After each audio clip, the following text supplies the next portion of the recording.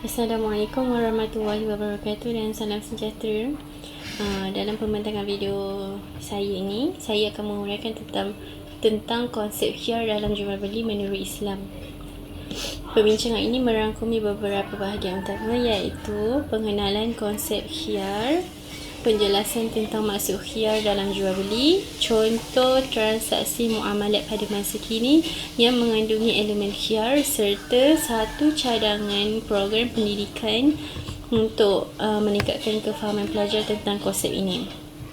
Secara umumnya, dalam sistem muamalat Islam, setiap urusan jual beli bukan sekadar pertukaran barang dan wang, tetapi ia merupakan satu akad yang berlandaskan prinsip keadilan, keredaan dan tanggungjawab moral.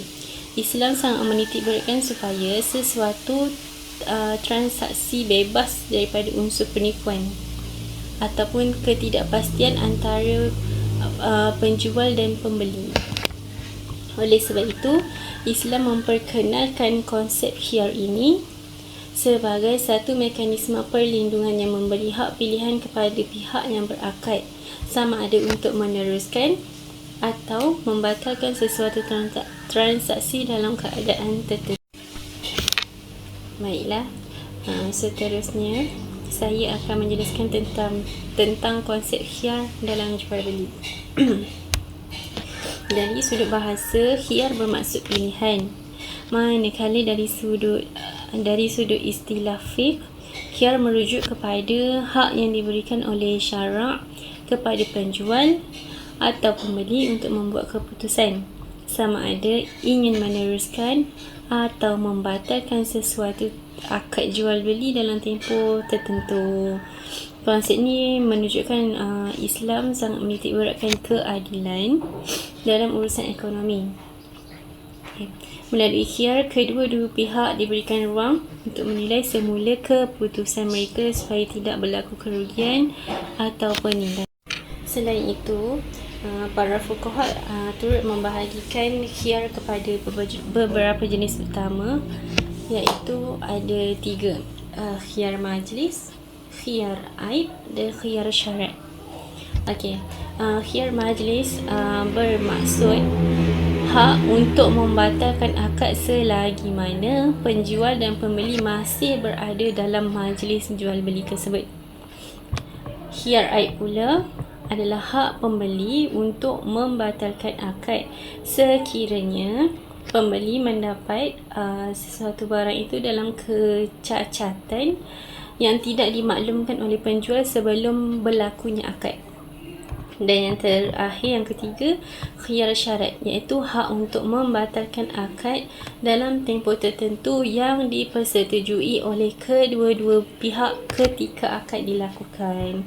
Konsep khiyar ini berkait rapat dengan kaedah fiqh terkenal, iaitu ad-darar yuzal, yang bermaksud kemudaratan hendaklah dihilangkan. Hal ini menunjukkan bahawa Islam menolak segala bentuk transaksi yang boleh membawa kerugian ataupun ketidakadilan kepada mana-mana pihak, iaitu antara penjual dan pembeli. Dalam konteks muamalat masa kini, konsep khiyar masih relevan selari dengan perkembangan teknologi pada masa kini dan transaksi digital yang semakin hangat. Contoh pertama transaksi muamalat masa kini yang masih mengandungi khiyar ialah jual beli atas talian melalui platform e-dagang, iaitu online lah, pembelian secara online. Dalam transaksi ini, pembeli tidak dapat melihat barang secara fizikal sebelum membeli ataupun sebelum mendapat barang tersebut, tapi pembeli hanya bergantung kepada gambar yang ditunjuk oleh penjual semasa membeli atas talian telah. Situasi ini boleh menyebabkan berlakunya kecacatan ataupun ketidaktepatan barang apabila pembeli tu dah terima barang, baru dapat tahu barang ni ada cacat, ada kerosakan. Sebab apa? Sebab masa beli kita tak dapat tengok barang tu secara fizikal. Oleh itu, banyak platform e-dagang menyediakan posisi pemulangan barang dalam tempoh tertentu. Contohnya pemulangan dalam masa 7 hari.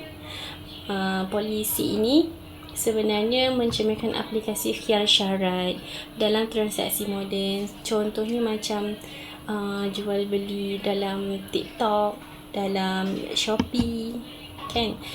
Dalam TikTok dan dalam Shopee, kalau kita dapat barang tak sama dengan apa yang kita tengok gambar tu, kita boleh refund, boleh buat pemulangan dalam masa 7 hari ataupun 3 hari mengikut seller tu lah, ikut penjual yang dah ditetapkan. Sekiranya kebiasaannya kalau beli barang online ni,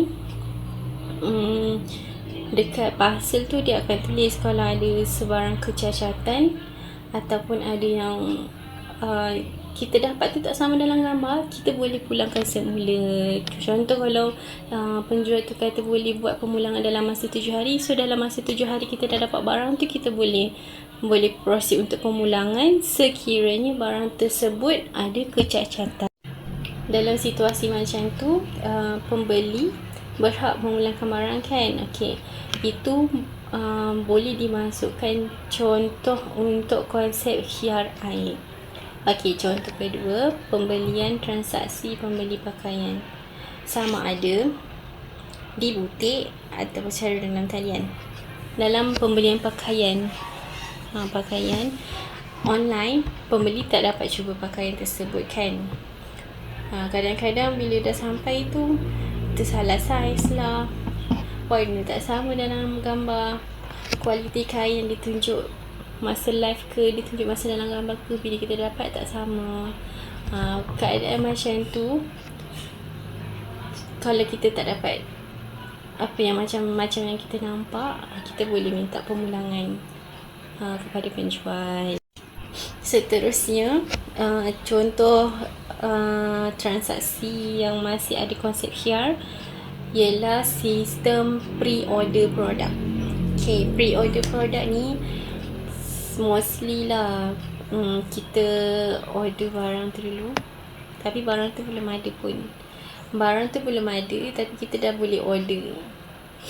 Okay, kita dah boleh order, kita dah buat pembayaran. Barang tu mungkin akan dapat selepas 7 hari ataupun 30 hari macam tu. Okay, contohnya macam baju lah. Mostly baju ataupun kek. Kalau kita nak order kek pun kena pre-order dulu, yang kita kena order, kita kena request macam ni, nak macam mana apa semua, kita boleh minta.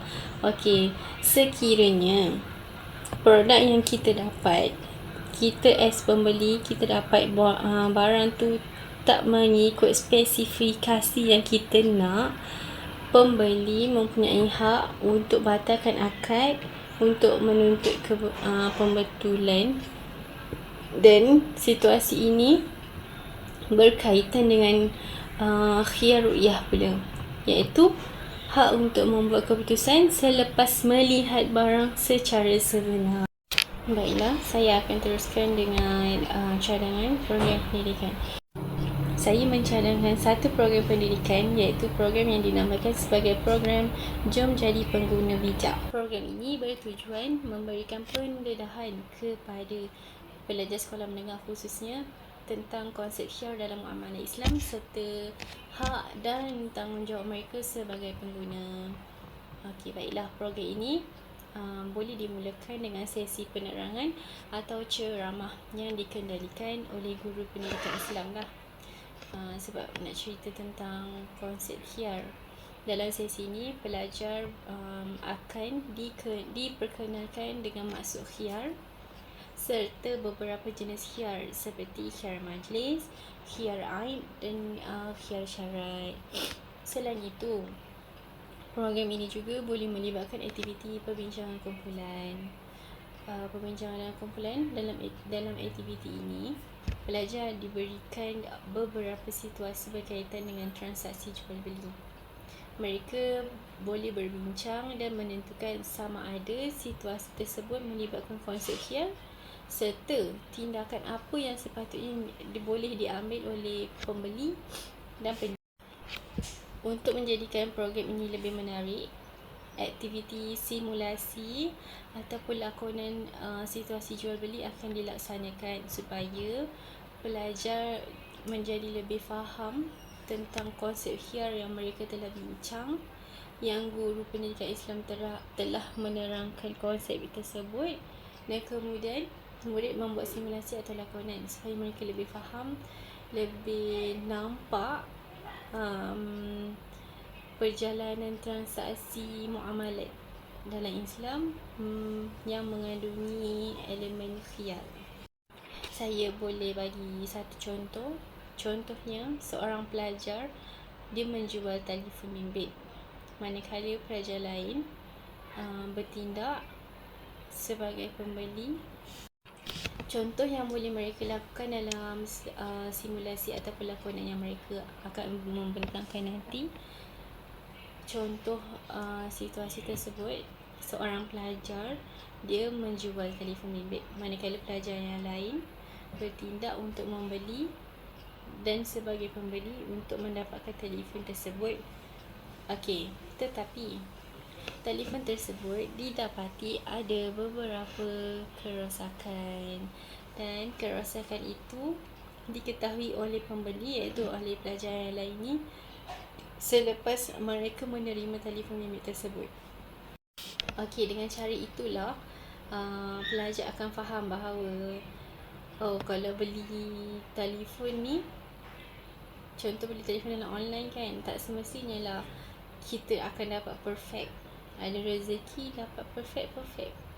Kalau rezeki dalam gambar, contoh tunjuk gambar macam ni, kek cantik, elok je semua kan, bila sampai rupa-rupanya ada kerosakan, rupanya ada juga beberapa yang tak sedap lah, yang kita sebagai pembeli kita tak puas hati. Sepatutnya benda tak akan jadi, tak akan kita dapat macam tu.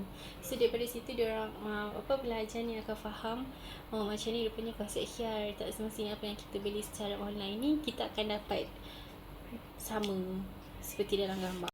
Oleh itu, murid pelajar boleh membuat refleksi lah.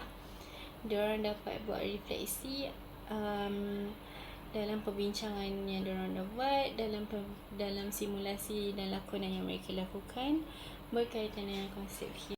Sebagai kesimpulannya, konsep khiyar merupakan satu prinsip penting dalam sistem muamalah Islam yang bertujuan untuk memastikan keadilan dan melindungi hak kedua-dua pihak dalam sesuatu transaksi itulah.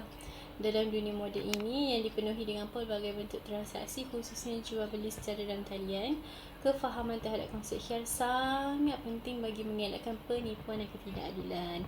Oleh itu, pendidikan tentang muamalah Islam seperti melalui program Jom Jadi Pengguna Bijak sangat penting untuk melahirkan generasi pengguna yang lebih beretika, bertanggungjawab dan memahami hak mereka dalam urusan jual beli. Sebab dalam kalangan pelajar sekolah menengah pun majoritinya diorang sekarang dah pandai beli online.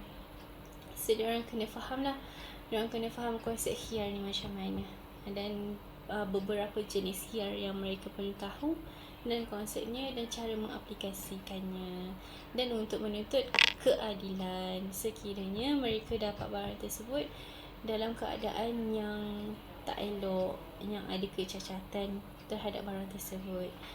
Sekian, terima kasih. Wabillahi taufiq wal hidayah. Wassalamualaikum warahmatullahi wabarakatuh.